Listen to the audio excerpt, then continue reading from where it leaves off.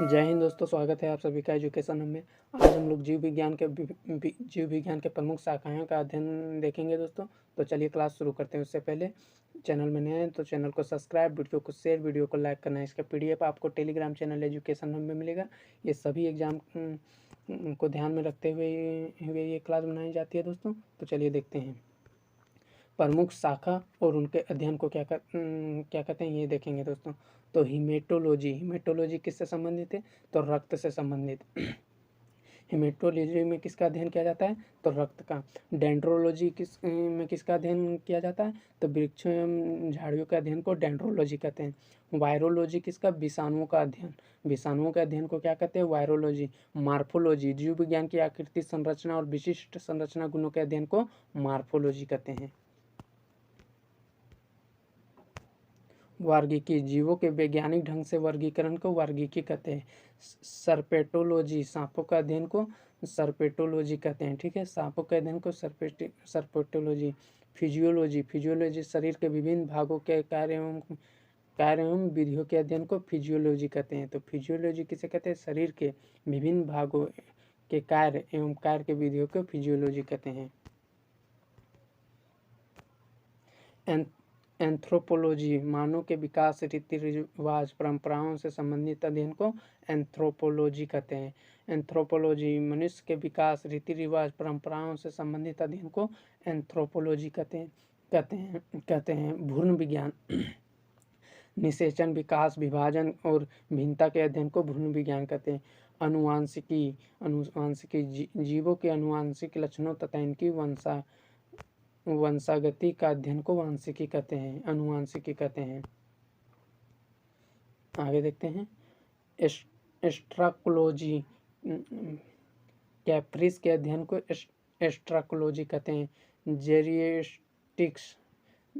जेरियोटिक्स बुजुर्गों के स्वस्थ रोगों के अध्ययन को जेरियोटिक्स कहते हैं। जूलॉजी जंतुओं एवं जानवरों के अध्ययन को जूलॉजी कहते हैं। एथनोबोटनी वनस्पति एवं लोगों के पारंपरिक संबंधों के अध्ययन को एथनोबोटनी कहते हैं।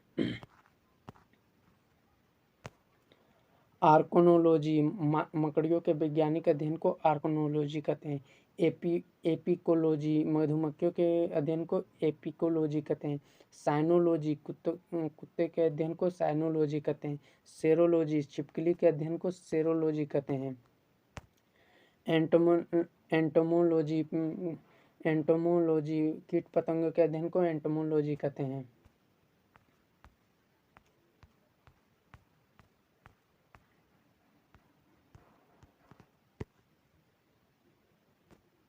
ऑर्निथोलॉजी पक्षियों के अध्ययन को ऑर्निथोलॉजी कहते हैं। हेपेटोलॉजी उभयचर तथा सरीसृप वर्ग के जंतुओं के अध्ययन को हेप्टोलॉजी कहते हैं। पेलियोटोलॉजी प्राचीन काल के जानवरों, पौधे एवं अन्य जीवों से संबंधित अवशेष या जीवाश्म के अध्ययन को पेलियोटोलॉजी कहते हैं। फार्माकोलॉजी औषधि और जड़ी बूटियों के अध्ययन को फार्माकोलॉजी कहते हैं। ऑन्कोलॉजी कैंसर के अध्ययन को ऑन्कोलॉजी कहते हैं। कैंसर के अध्ययन को क्या कहते हैं? ऑन्कोलॉजी। माइकोलॉजी कवक के अध्ययन को माइकोलॉजी कहते हैं। माइकोलॉजी किसके अध्ययन को कहते हैं? कवक के अध्ययन को। एपीकल्चर मधुमक्खी पालन का अध्ययन को एपीकल्चर कहते हैं। ऑर्नियोलॉजी सपनों के वैज्ञानिक अध्ययन को ऑर्नियोलॉजी कहते हैं। सेरीकल्चर रेशम कीट पालन को क्या कहते हैं? सेरीकल्चर। पीसीकल्चर मत्स्य पालन के अध्ययन को पीसीकल्चर कहते हैं। इकोलॉजी सजीव जानवरों एवं उनके पर्यावरण के साथ संबंधन के अध्ययन को इकोलॉजी कहते हैं। डेंड्रोलॉजी काष्ठीय पौधे के अध्ययन को डेंड्रोलॉजी कहते हैं। पोलियोबोटनी भूगर्भीय संदर्भों से प्राप्त पौधों के पुनः प्राप्ति के पहचान को पोलियोबोटनी कहते हैं। मेमोलॉजी स्तनधारी के अध्ययन को मेमोलॉजी कहते हैं। स्तनधारी के अध्ययन को मेमोलॉजी कहते हैं, ध्यान रखिएगा। साइटोलॉजी कोशिका के संरचना एवं कार्यों के अध्ययन को साइटोलॉजी कहते हैं। कोशिका अध्ययन को क्या कहते हैं? साइटोलॉजी। ऑस्ट्रियोलॉजी अस्थियों के अध्ययन को ऑस्ट्रियोलॉजी कहते हैं। अस्थियों के अध्ययन को ऑस्ट्रियोलॉजी। पोमोलॉजी, फलदार फसलों के अध्ययन को पोमोलॉजी कहते हैं। पोमोलॉजी, फलदार फसलों के अध्ययन को पोमोलॉजी कहते हैं।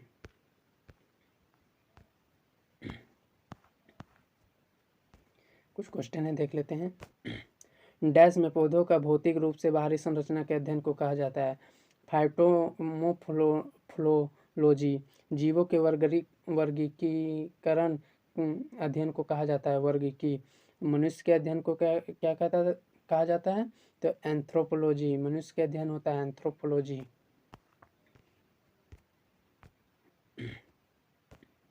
जंतु विज्ञान के किस शाखा का मानव जाति के समाजशास्त्र एवं अध्ययन में गहरा संबंध है, तो एंथ्रोपोलॉजी। जीवित चीजों पर मृदा के प्रभाव का अध्ययन मृदा विज्ञान के किस शाखा के अंतर्गत आता है, तो एड्राफोलॉजी। जीवों के वर्गीकरण के संबंधित जीव विज्ञान की शाखा को कहते हैं, तो वर्गीकी।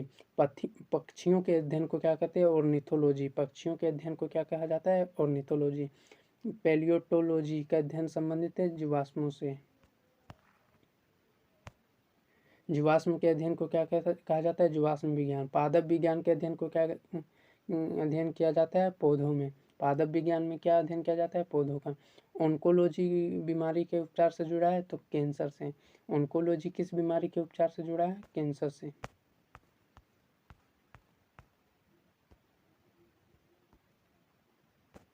कवक विज्ञान है कुकुरमुत्ता का अध्ययन का कवक का अध्ययन कहलाता है कवक विज्ञान।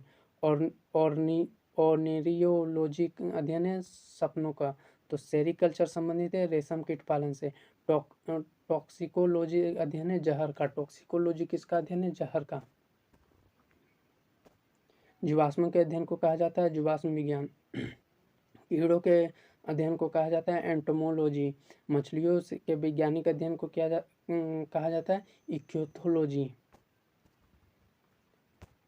फलदार फसलों के अध्ययन या खेती को कहा जाता है फलकृत विज्ञान।